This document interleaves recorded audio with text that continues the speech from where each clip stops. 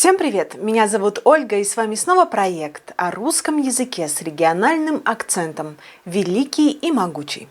Сегодня поговорим о той части речи, которая помогает нам сделать наши высказывания еще красивее, так как позволяет избежать повторений.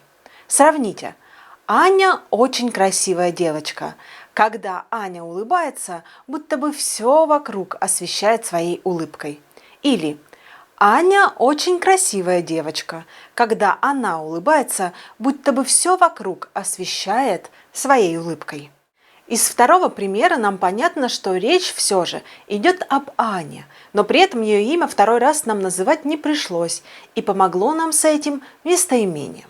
Местоимение – это самостоятельная часть речи, которая указывает на предмет, признак или количество, не называя их конкретно. Существует три разновидности местоимений, в зависимости от того, какое слово в предложении они заменяют. Местоимения существительные заменяют существительные. Например, «я», «некто», «кое-что». Местоимения прилагательные заменяют прилагательные. Такие местоимения, как «мой», «наш», «любой», «некоторый». Местоимения числительные заменяют в тексте соответственно числительные. Например, «сколько», «несколько». Давайте остановимся на этих разновидностях чуть подробнее. Местоимения существительные указывают на лицо или предмет и отвечают на вопросы «кто», «что». Местоимения существительные объединяют слова, принадлежащие к разным разрядам местоимений.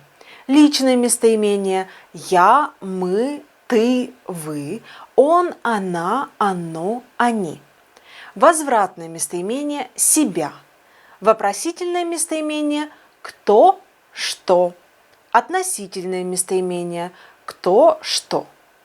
Отрицательное местоимение «никто», «ничто», «никого», «ничего».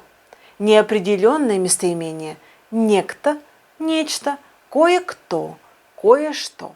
Кто-то, что-то, кто-либо, что-либо, кто-нибудь, что-нибудь.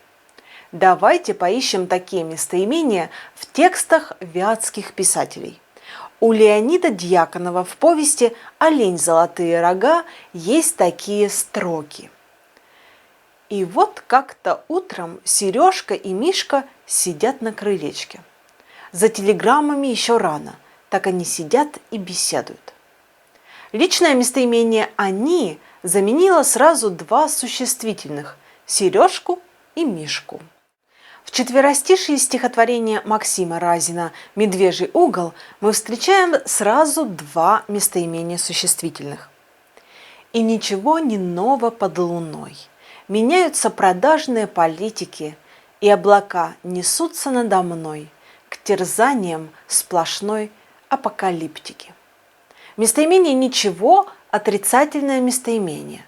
Местоимение «мной» – это личное местоимение «я» в форме творительного падежа.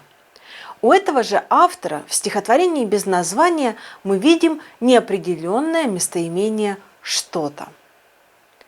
Как марево дрожит моя страна, еще звучит пронзительная нота, но между пальцев утекает что-то, что было главным в злые времена. К тому же здесь есть местоимение прилагательное «моя». Поговорим об этой разновидности чуть более подробно. Местоимения прилагательные только указывают на признак предмета или принадлежность ему и отвечают на вопросы «какой», «чей». К ним принадлежат местоимения следующих грамматических разрядов.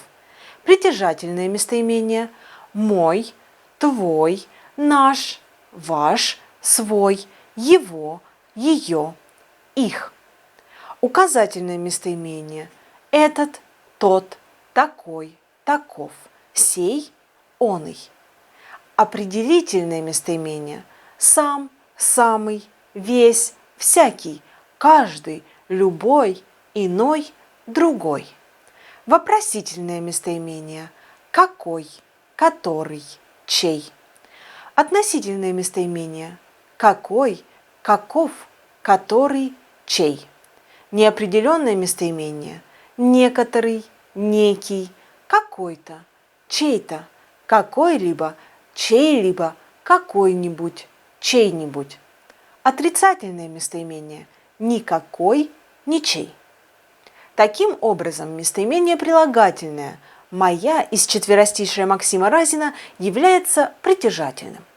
В четверостишии другого кировского поэта Руслана Кошкина из его стихотворения «Дурное семя» мы встречаем отрицательное местоимение прилагательное «никакая».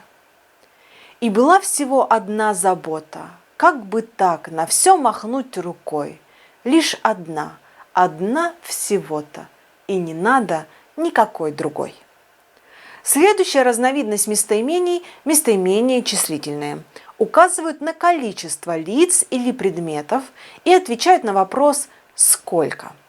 В эту группу входят слова, принадлежащие к нескольким разрядам местоимений. Вопросительное местоимение «сколько?», относительное местоимение «сколько?», указательное местоимение «столько?», «столько-то», неопределенное местоимение «несколько», «сколько-то», «сколько-нибудь». Кировская поэтесса Наталья Панишева использует в своем стихотворении «Маленький принц» вопросительное местоимение числительное «сколько». Сколько прожито меж созвездий и меж планет, в пересчете на человеческий 20 лет. Таким образом, мы видим, что без местоимений никуда. С одной стороны, они обогащают язык, с другой – упрощают понимание текста. А теперь домашнее задание. Познакомьтесь еще с одним произведением Натальи Панишевой и найдите в нем местоимения, а также определите их разновидность.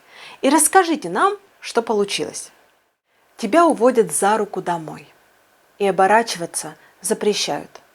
Он уезжает нынешней зимой. Он даже не успеет за вещами. Лишенный почвы, почты и почти не видящий, а именно незрячий.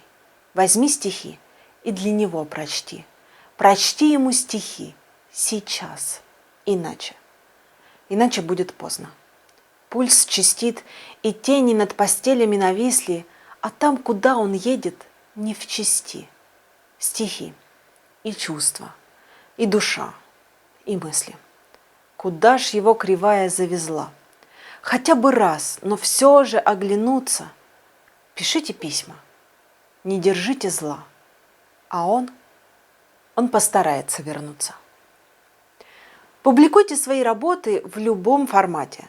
Текст, видео, аудио с хэштегами «Великий и могучий РФ», «Великий и могучий Вятка», «High and Mighty». За каждую работу мы высылаем в подарок пазл в онлайн-формате и сообщения с пояснениями по работе. При выполнении минимум 10 домашних заданий по нашим урокам вы получаете диплом участника проекта. До встречи на следующем уроке проекта «Великий и могучий».